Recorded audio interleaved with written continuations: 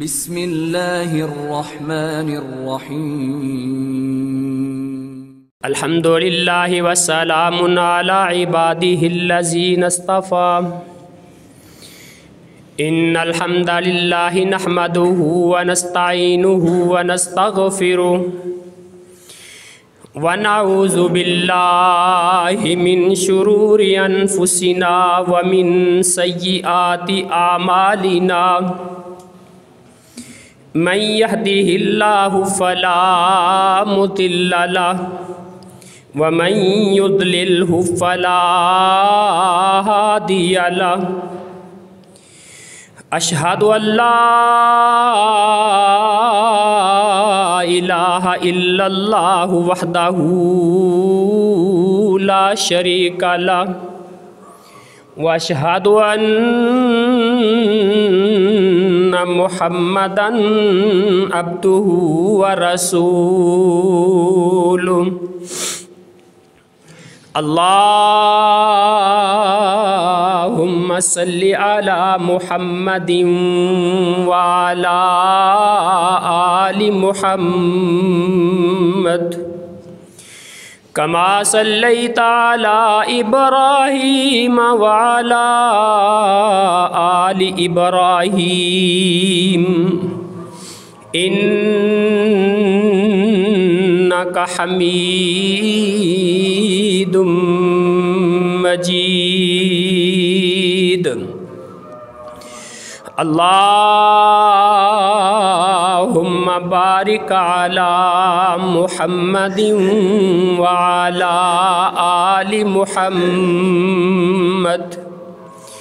كما باركت على إبراهيم وعلى آل إبراهيم إنك حميد مجيد أما بعد فإن خير الكلام كتاب الله وخير الهدي هدي محمد صلى الله عليه وآله وسلم وشر الأمور محدثاتها وكل محدثة بدعة وكل بدعة ضلالة وكل ضلالة في النار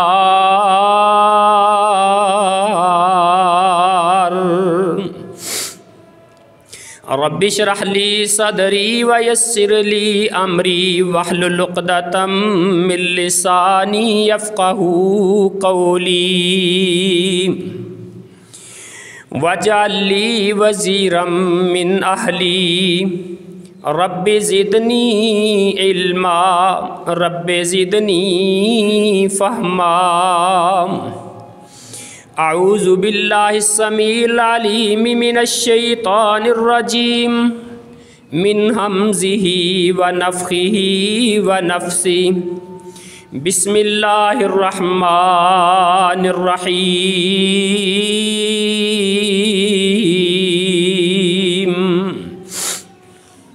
الطلاق مرتان فإمساكم بمعروف أو تسريح بإحسان ولا يحل لكم أن تأخذوا مما آتيتموهن شيئا إلا أن يخافا ألا يقيما حدود الله فإن خفتم ألا يقيما حدود الله فلا جناح عليهما فيما افتدت به تلك حدود الله فلا تعتدوها ومن يتعد حدود الله فأولئك هم الظالمون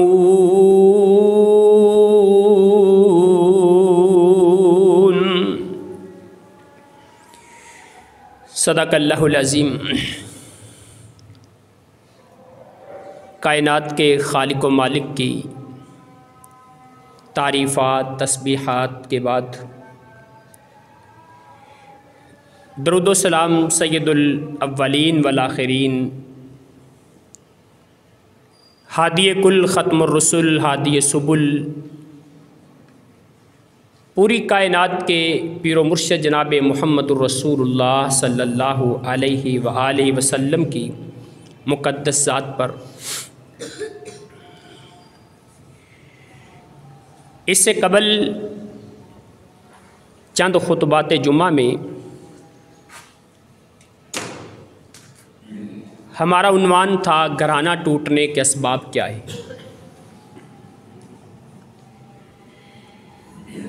اگر ایک انسان اپنی حتی الامکان کوشش کرتا ہے کتاب و سنت کی رہنمائی میں اپنے گھر کو بچانے کی، گھر کو محفوظ رکھنے کی، خامند اور بیوی کا تعلق نبھانے کی پوری کی پوری کوشش کرتا ہے، اس گاڑی کو اس کے دونوں پہیوں پہ چلاتا ہے، لیکن پھر بھی حالات ایسے پیدا ہو جاتے ہیں، معاملات ایسے ہو جاتے ہیں کہ اس انسان کو یہ گھر چلتا نظر نہیں آتا، تو پھر دین اسلام نے جو کہ اعتدال کا دین ہے، میانہ روی کا دین ہے، یہ نہیں کہا اس انسان کو کہ اب تم پوری زندگی جس کے ساتھ تمہاری شادی ہوگی ہے، مرد ہو یا عورت ہو، پوری زندگی اسی کے ساتھ ہی گزارو گے۔ دین اسلام مسلمان کا سکون دیکھتا ہے،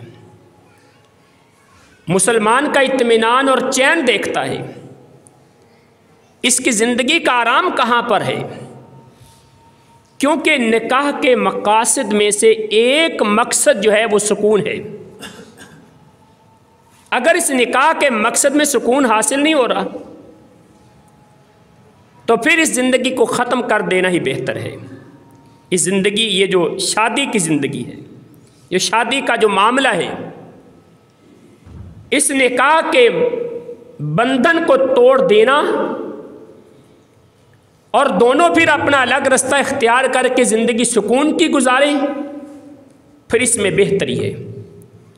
اور دین اسلام نے اس کو طلاق کہا ہے۔ طلاق کا معنی ہوتا ہے آزاد کر دینا، چھوڑ دینا۔ جس طرح کسی کو بیڑیوں کے اندر جکڑا ہوا ہے نا، اس کو آزاد کر دیا۔ چونکہ یہ عورت ایک مرد کے نکاح کے بندھن کے اندر بندھی ہوئی ہے، اب اس کو طلاق دے کے آزاد کر دیا، جہاں چاہے جس مرد سے چاہے اپنا نکاح کر سکتی ہے، اس لیے اس کو طلاق کہا جاتا ہے۔ دین اسلام کے اندر طلاق جائز ہے، لیکن جائز ہونے کے باوجود اس کو ناپسند کیا گیا ہے، اس کے سامنے بیریئر کھڑے کیے گئے، اس کے سامنے رکاوٹیں کھڑی کی گئی ہیں، کیونکہ دین اسلام کا مزاج بڑا کمال کا مزاج ہے۔ عیسائیت کے اندر کیا ہے، جس کے ساتھ تمہاری شادی ہوگی، نکاح ہو گیا، پوری زندگی اسی کے ساتھ گزارنی۔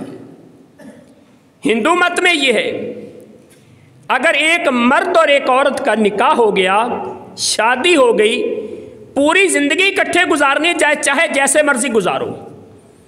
حتیٰ کہ اگر کوئی انسان فوت ہو گیا، جب اس کی چتا کو جلایا جائے گا، اس کی زندہ بیوی کو بھی ساتھ میں جلایا جائے گا۔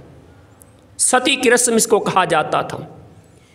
یہ اللہ تعالیٰ جزائے خیر عطا فرمائے ان مسلمان بادشاہوں کو کہ جنہوں نے بر صغیر کے علاقے میں تقریباً 1000 سال حکومت کی، اگرچہ انہوں نے ہندوؤں کی باقی تمام رسموں کو برقرار رکھا، لیکن اس رسم کو ختم کر دیا کہ خامند کے ساتھ اس کی زندہ بیوی کو نہیں جلایا جائے گا۔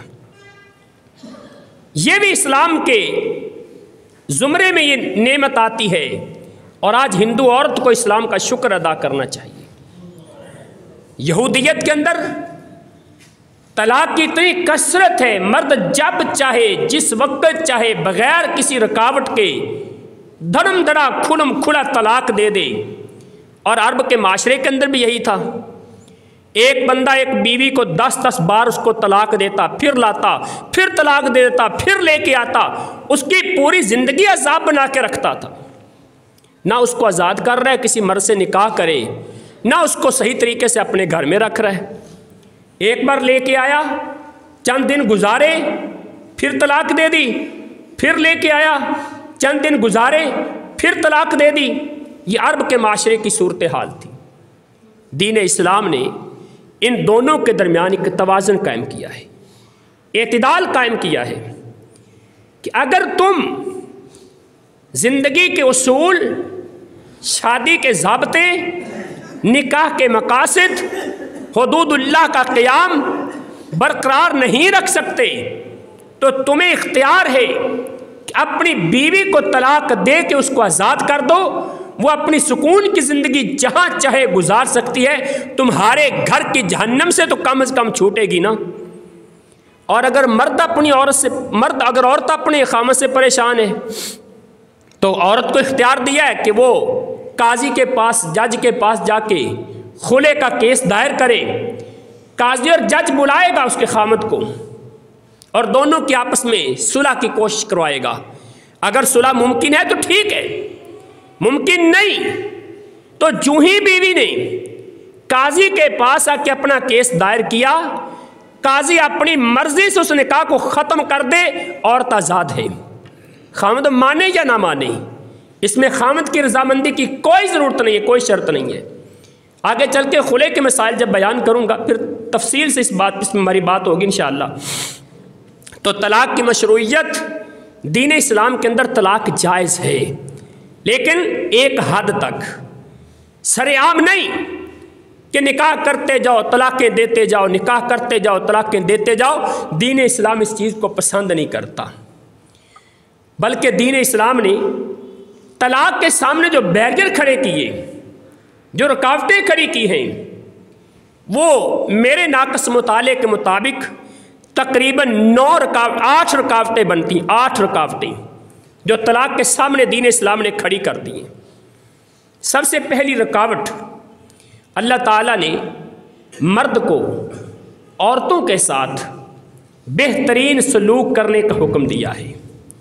جب ایک گھر کے اندر ایک مرد اپنی بیوی کے ساتھ اچھا سلوک رکھے گا، بہترین رویہ رکھے گا، پیار محبت اور شفقت کی فضا دے گا، اس کو ہو ہی نہیں سکتا کہ کوئی اور طلاق کا مطالبہ کر دے، ہو ہی نہیں سکتا کہ وہ گھرانہ ٹوٹ جائے۔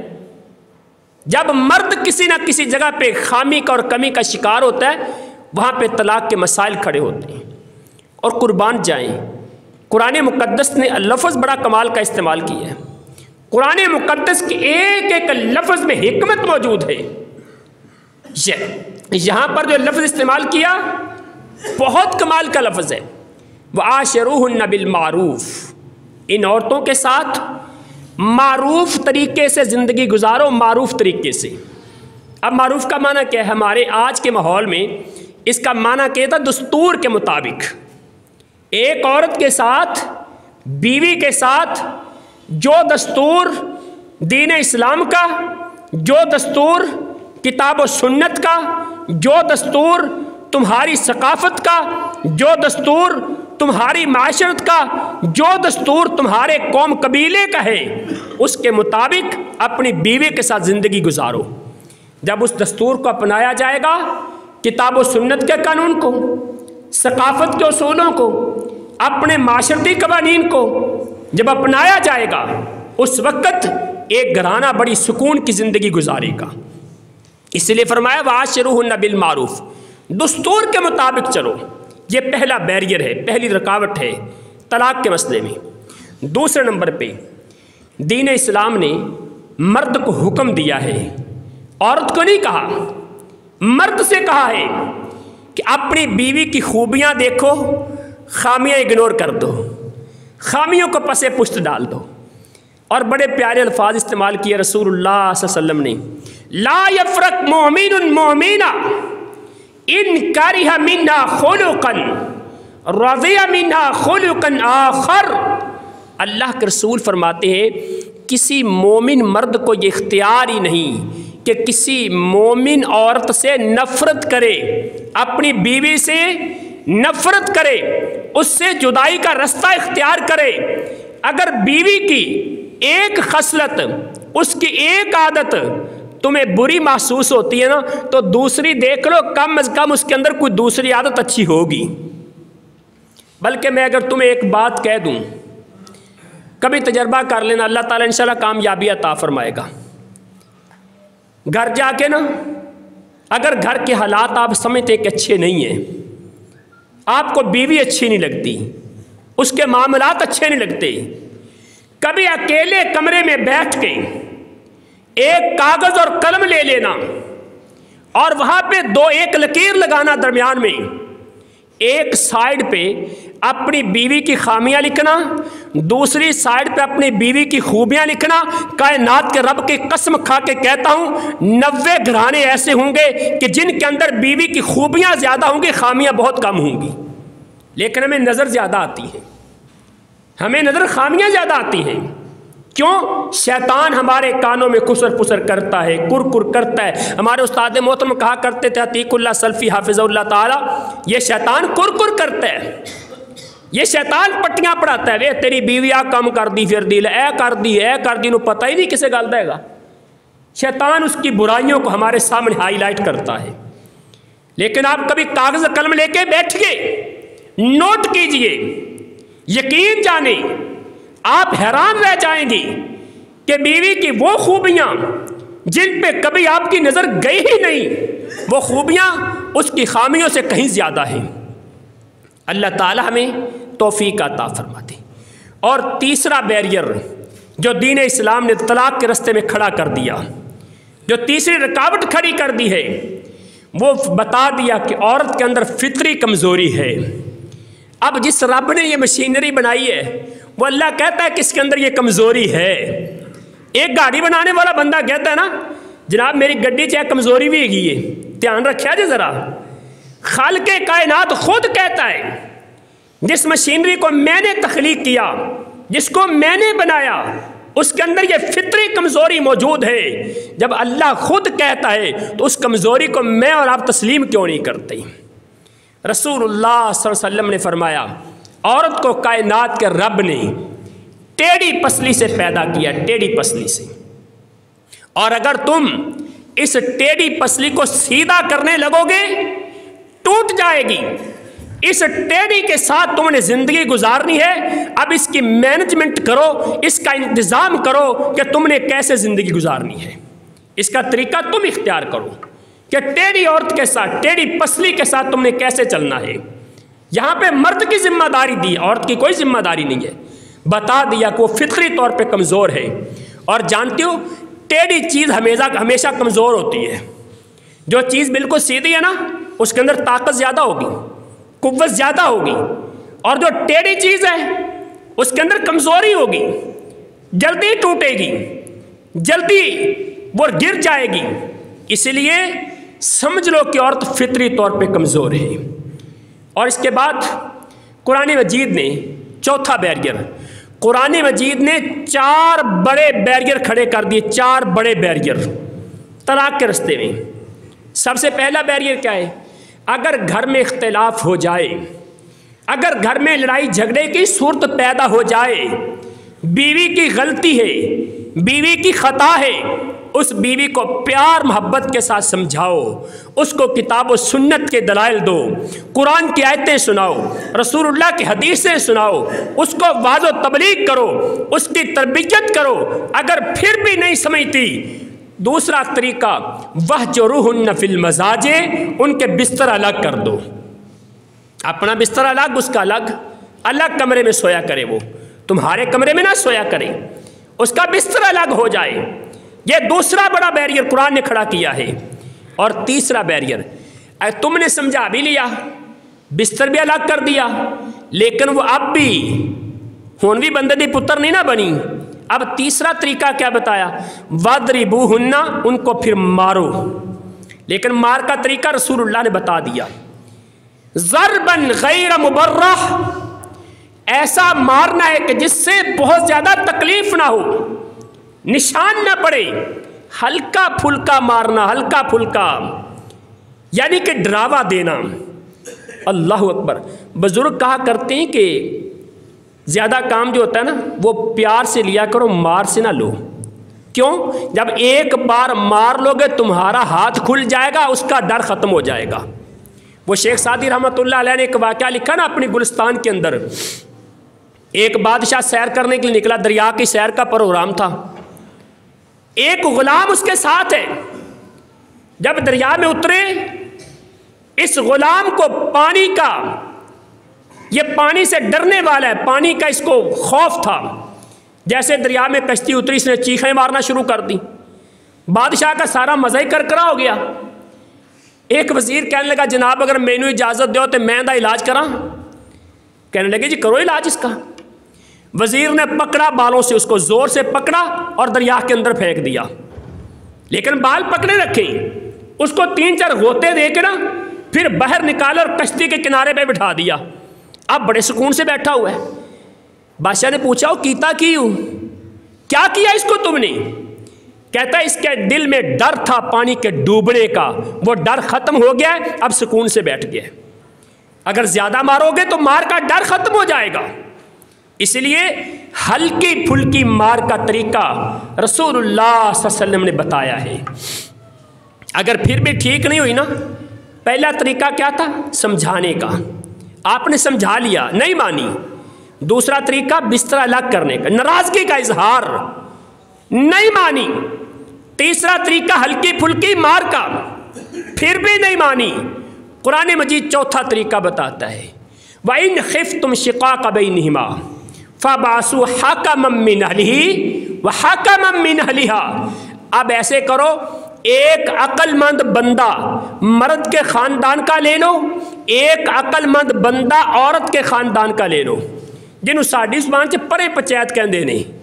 یہ پنچایت بٹھا دو، زیادہ لوگوں کی نہیں، انہوں بھی بلا لو، انہوں بھی بلا لو، وہ بھی آ جاوے، وہ بھی زیادہ مزاج ملیں گے، کبھی اتفاق نہیں ہو سکے گا۔ 2 بندے بٹھاؤ، ایک خامند کے خاندان کا، ایک بیوی کے خاندان کا۔ 2 بندے بٹھا کے وہ دونوں کی باتیں سنیں، ایک خامند کی بات، دوسرا مرد کی باتیں، ایک عورت کی باتیں سنیں، اور دونوں کی باتیں سن کے بیٹھ کے فیصلہ کریں، جو وہ فیصلہ کر دو اس فیصلے کے مطابق عمل کر دو۔ قرآن مجید نے یہ 4 بیریئر کھڑے کیے طلاق کے معاملے میں۔ اس سے ہم آگے چلتے ہیں۔ اب 5واں بیریئر جو کتاب و سنت قرآن اور حدیث نے قائم کیا ہے وہ کیا ہے؟ طلاق کی ناپسندیدگی۔ طلاق کے عمل کو اگرچہ حلال قرار دیا ہے لیکن اس کو ناپسند بھی کہا ہے کہ کام جائز ہے، ٹھیک ہے، لیکن اچھا کام نہیں ہے۔ اچھا ہے، ٹھیک ہے، لیکن تمہارے لیے اس کو کرنا بہتر نہیں ہے۔ بچو اس سے جتنا بچ سکتے ہو۔ سب سے پہلی حدیث رسول اللہ صلی اللہ علیہ وسلم کی، دونوں حدیثیں سنن ابی داود کی ہیں۔ ابغض الحلال الی اللہ الطلاق۔ رسول اللہ فرماتے ہیں حلال کاموں میں سب سے زیادہ نفرت والا کام اللہ تعالیٰ کے ہاں طلاق کا کام ہے۔ اگرچہ حلال ہے لیکن کائنات کے رب کو حلال کاموں میں سب سے زیادہ نفرت اللہ کو طلاق سے ہوتی ہے۔ اور دوسری حدیث وہ بھی سنن ابی داود کی ہے، ما حل اللہ شیئا ابغض الیہ من الطلاق۔ اللہ تعالیٰ نے کبھی بھی کسی حلال چیز سے اتنی نفرت نہیں کی جتنی اللہ طلاق سے نفرت کرتا ہے۔ یہ دوسری حدیث، اگر کسی بندے کو یہ سمجھ آ جائے نا وہ کبھی اپنی زبان پہ طلاق کا لفظ نہ لے کے آئے۔ اور تیسری حدیث رسول اللہ صلی اللہ علیہ وسلم نے فرمایا، سلسلہ صحیحہ کی روایت ہے، امام البانی نقل کرتے ہیں، اعظم الذنوب عند اللہ رجل تزوج امرأة فطلقها فلما قضى حاجته منها طلقها وذهب بمہرها۔ فرمایا قیامت کا دن ہوگا، اللہ کی بارگاہ میں سب سے بڑا گناہ جو پیش ہوگا نا، رب کی بارگاہ میں سب سے بڑا گناہ جو پیش ہوگا بندوں کے حقوق کے معاملے میں، وہ یہ ہوگا، ایک بندہ کسی عورت کے ساتھ شادی کرتا ہے، اپنی حاجت اور ضرورت پوری کرنے کے بعد اس کا حق مہر بھی دبا لیتا، اس کو طلاق دے دیتا ہے، یہ سب سے بڑا گناہ ہوگا۔ یعنی کہ طلاق کا گناہ سب سے بڑا گناہ اللہ کی بارگاہ میں پیش ہو رہا ہے۔ اور چوتھی حدیث، رسول اللہ صلی اللہ علیہ وسلم نے عورت کو کہا، ایما امرأۃ سالت زوجہا طلاقا من غیر باس فحرام علیہا رائحۃ الجنہ۔ جامع ترمذی کی روایت ہے، اللہ کے پیغمبر نے فرمایا، جو عورت اپنے خامد سے بغیر کسی معاملے کے، بغیر کسی عذر کے، بغیر کسی سبب کے اپنے خامد سے طلاق کا مطالبہ کرتی ہے، کائنات کا خالق و مالک اس عورت کی نیکیاں نہیں دیکھتا، اللہ تعالیٰ اس پہ جنت کی خوشبو بھی حرام کر دیتا ہے۔ وہ جتنی مرضی نیک ہو، جتنی مرضی تہجد گزار ہو، بغیر کسی سبب کے، بغیر کسی وجہ کے اپنے خامد سے طلاق کا مطالبہ کرتی ہے، کائنات کا خالق و مالک اس کے لیے جنت کی خوشبو بھی حرام کر دیتا ہے۔ یہ تعلیم، یہ تربیت ایک پانچواں بیریئر ہے۔ اور ساتھ میں یہ بھی فرما دیا، لوگوں سن لو، طلاق کا کام شیطان کا سب سے زیادہ پسندیدہ کام ہے۔ اب جو مرد ہے یا عورت طلاق کا کام کرتے ہیں نا، مرد طلاق دیتا ہے، عورت طلاق کا مطالبہ کرتی ہے، گویا کہ وہ شیطان کی پسندیدگی والا کام کر رہے ہیں۔ ذرا توازن کو دیکھیے، توازن دیکھیے، جو عمل، جو کام کائنات کے رب کے لیے سب سے زیادہ نفرت والا ہے، وہ کام شیطان کے لیے سب سے زیادہ پسندیدہ ہے۔ توازن دیکھیے کس طرح ہے، ترازو کے دونوں پلڑے اللہ تعالی نے برابر کر دیے۔ جو کام رب کے نزدیک سب سے زیادہ نفرت والا ہے، وہ کام شیطان کے نزدیک سب سے زیادہ پسندیدہ ہے۔ شیطان کو خوشی بڑی ہوتی ہے طلاق ہونے سے۔ ایک شیطان کے چیلے نے کسی کو شرک پر لگا دیا، وہ اتنا خوش نہیں ہوتا، کہنا تو کی کیتا ہے، کچھ بھی نہیں۔ بندہ کہندا، شیطان کا چیلا کہتا جا کے، گرو جی میں نے فلاں کو اتنا گمراہ کیا کہ حرام مال اس کو کھلا دیا، کہندا تو کچھ بھی نہیں کیتا۔ کہتا میں نے اتنا کام کیا، ایک بندے کے ہاتھوں قتل کروا دیا، کہتا کچھ بھی نہیں کیتا تم۔ اور آخری جو آتا ہے وہ کہتا ہاں میں نے بھی ایک کام کیا ہے، میں نے خامد اور بیوی کے درمیان نفرت کی دیواریں کھڑی کی، عداوت اور دشمنی پیدا کی، دلوں کو دور کیا، حتیٰ کہ آج اس خامد نے اپنی بیوی کو طلاق دی، دھکے دے کے گھر سے نکال دیا، یا بیوی نے جا کے عدالت میں خلع کا کیس دائر کر دیا، شیطان اس کو اٹھ کے گلے لگاتا، کہتا سب سے بڑا کام تو نے کیا ہے۔ اللہ اکبر، یہ تعلیم دی ہے، یہ تربیت دی ہے اسلام نے، یہ بتایا ہے، اور یہ بتانا ایک رکاوٹ ہے طلاق کے رستے میں، تاکہ مسلمان سمجھ جائے کہ میں نے وہ کام نہیں کرنا جس کام سے شیطان کو خوشی ہوتی ہے۔ مسلمان کبھی وہ کام نہیں کرتا، اور جس کام سے مسلمان کے رب کو نفرت ہے مسلمان وہ کام نہیں کرتا۔ چھٹا بڑا بیریئر طلاق کے رستے میں جو دین اسلام نے کھڑا کیا ہے وہ یہ ہے کہ طلاق مرد کے ہاتھ میں رکھی، عورت کے ہاتھ میں نہیں رکھی۔ اس کی دو حکمتیں، بہت بڑی حکمتیں ہیں۔ پہلی حکمت کیا ہے کہ چونکہ مرد مال خرچ کرتا ہے، یہ ہمارے ہاں طریقہ ہے نا جہیز دینے کا اور مال خرچ کرنے کا، اسلام میں یہ نہیں ہے۔ مرد مال خرچ کرے، حق مہر، شادی کے اخراجات، گھر کی ذمہ داریاں، گھر کی آسائشیں، گھر کا سکون، عورت کا لباس، عورت کی خوراک، اس کی شادی کی تیاریاں، یہ سارا کام مرد کی ذمہ داری ہے۔ جب مرد سارا مال خرچ کر رہا ہے تو طلاق دینے کا اختیار بھی مرد کے پاس ہونا چاہیے۔ اسی لیے دین اسلام نے مرد کے ہاتھ میں طلاق رکھی ہے۔ آج بڑا واویلا کرتی ہیں وہ آنٹیاں جو پلے کار اٹھا کے سڑکوں پہ دھکے کھانے والی، شیطان کے چیلے بن کے دین اسلام پہ اعتراض کرنے والی، جن کا اپنا کردار کا ایک لمحہ داغدار نظر آتا ہے، آج وہ دین اسلام پہ اعتراض کرتی نظر آتی ہیں کہ دین اسلام نے طلاق عورت کے ہاتھ میں کیوں نہیں رکھی؟ سارا خرچہ تو مرد کر رہا ہے، خرچہ مرد کرے، گھر کی ذمہ داریاں مرد اٹھائے، شادی کے اخراجات مرد برداشت کرے، حق مہر مرد عطا کرے، اور طلاق کا اختیار عورت کے ہاتھ میں رکھ دیا جائے۔ دین اسلام یہ ناانصافیاں نہیں کرتا، انصاف کا، عدل کا دین ہے، اعتدال کا دین ہے۔ اور دوسری حکمت، مرد کے ہاتھ میں طلاق کا اختیار کیوں رکھا؟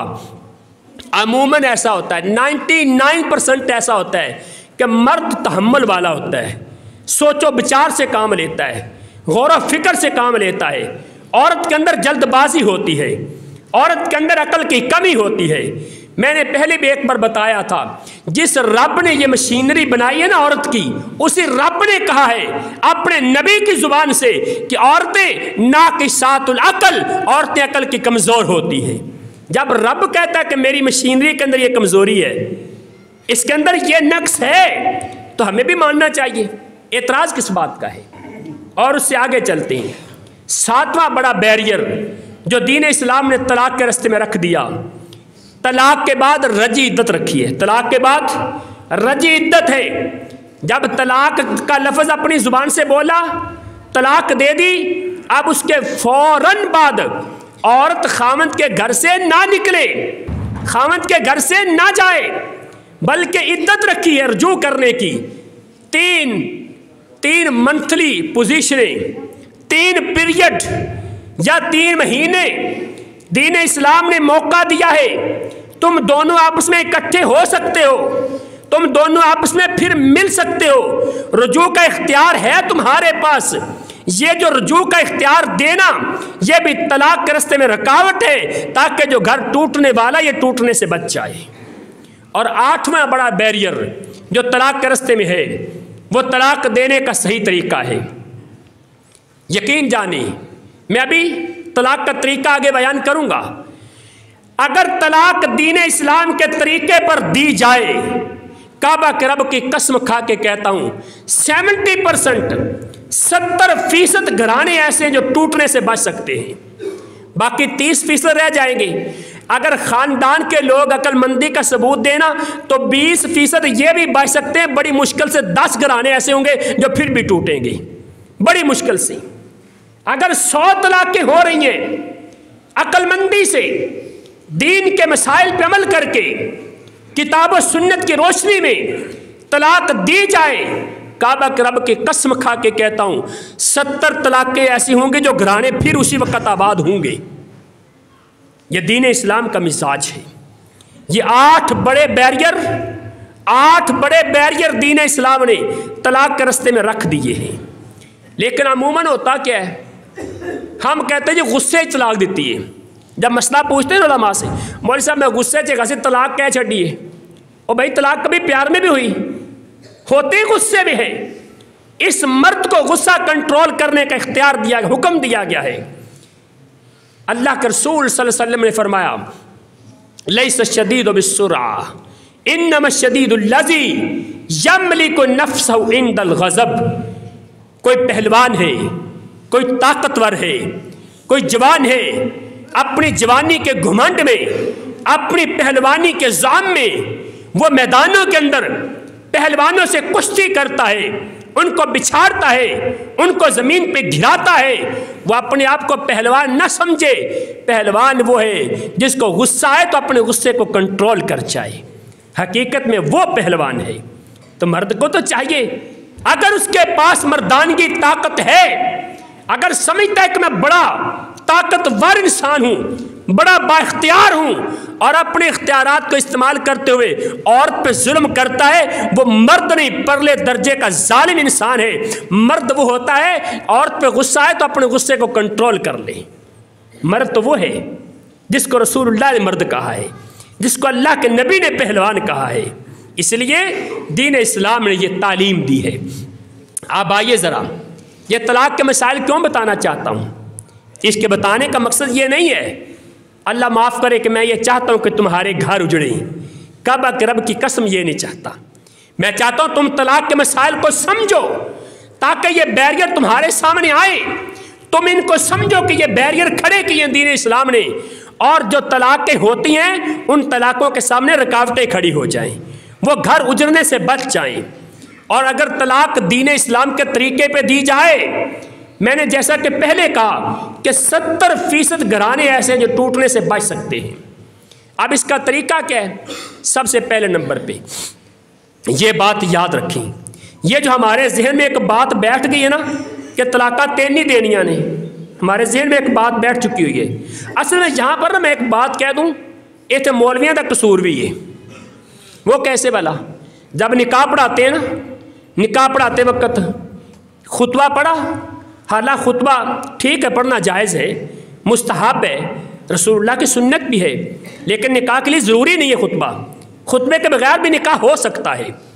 لیکن ہم آگے چلتے ہیں، خطبہ پڑھنے کے بعد مولانا صاحب دلہا جی سے پوچھتے ہیں قبول ہے؟ وہ کہتا ہے قبول ہے۔ پھر دوبارہ پوچھتے ہیں قبول ہے؟ وہ کہتا ہے قبول ہے۔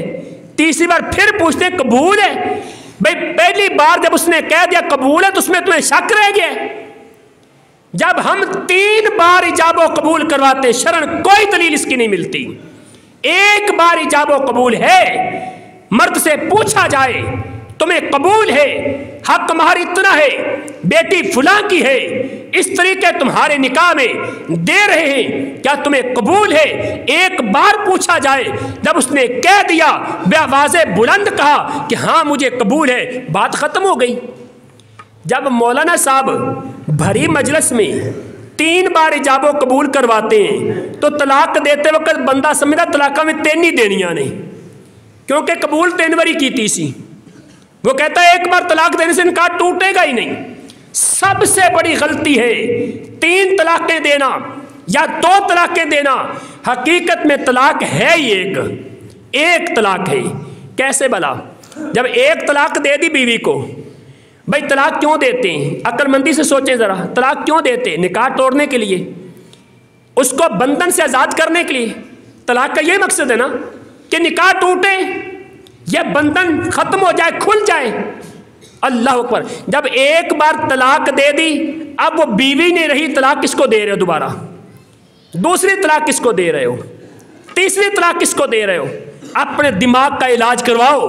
دوسری اور تیسری طلاق دینا بنتی ہی نہیں۔ ایک طلاق دینے سے نکاح ٹوٹا، اب دوسری اور تیسری طلاق دینے کا تصور ہی نہیں بنتا۔ اسی لیے یہ جو ہم نے ایک بڑا عجیب سا تماشا بنا رکھا ہوا ہے کہ طلاقات 3 نہیں دینیاں نہیں۔ کئی تو بیچارے ایسے معصوم ہوتے ہیں نا، وہ ایئر گن چلا دیتے، ایئر گن، اور طلاق کی مشین گولیاں بھر کے پورا برس ہی چلا دیتے ہیں۔ اللہ اکبر۔ اور پھر بعد میں جب ہوش ٹھکانے آتی ہے نا، پھر مسئلے پوچھتے علماء سے، مولوی صاحب طلاقہ میں 3 دے بیٹھا ان کی کراں۔ اللہ کا شکر ہے کہ آج کائنات کے اندر اہل حدیث موجود ہیں۔ کعبہ کے رب کی قسم کھا کے کہتا ہوں، لوگوں اہل حدیث کا وجود تمہارے لیے بہت بڑا احسان ہے، اپنے رب کا شکر ادا کرو۔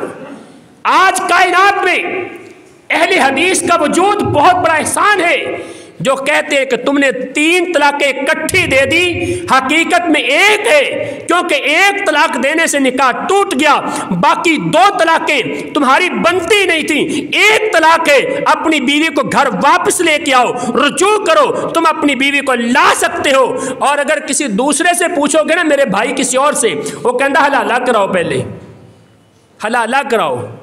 میں اگر حلالے کی صحیح تشریح کر دوں نا، کعبہ کے رب کی قسم مجھے شرم آتی ہے، مجھے شرم آتی ہے۔ یہ منبر رسول، یہ مسجد کا تقدس، آپ جیسے نورانی چہرے، ان کے سامنے میں حلالے کی تعریف کروں، میرا اپنا وجود پانی پانی ہوتا ہے، میں حلالے کی تعریف نہیں کر سکتا۔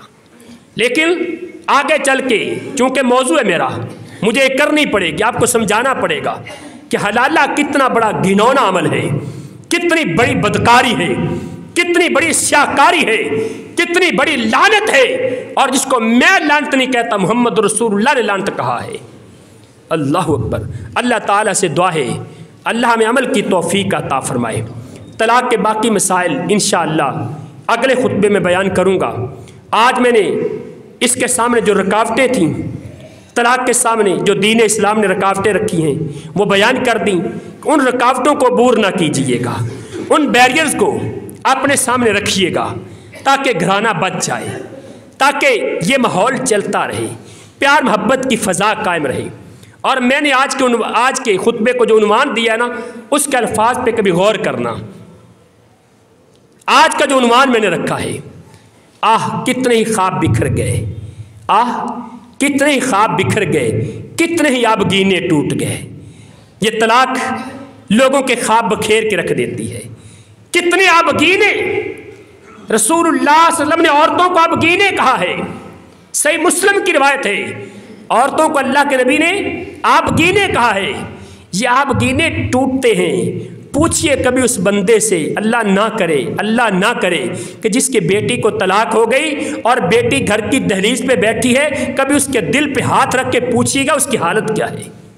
آبگینے کیسے ٹوٹتے ہیں۔ اللہ تعالی ہمیں عمل کی توفیق عطا فرمائے، کتاب و سنت کے مسائل کو سمجھنے کی توفیق عطا فرمائے۔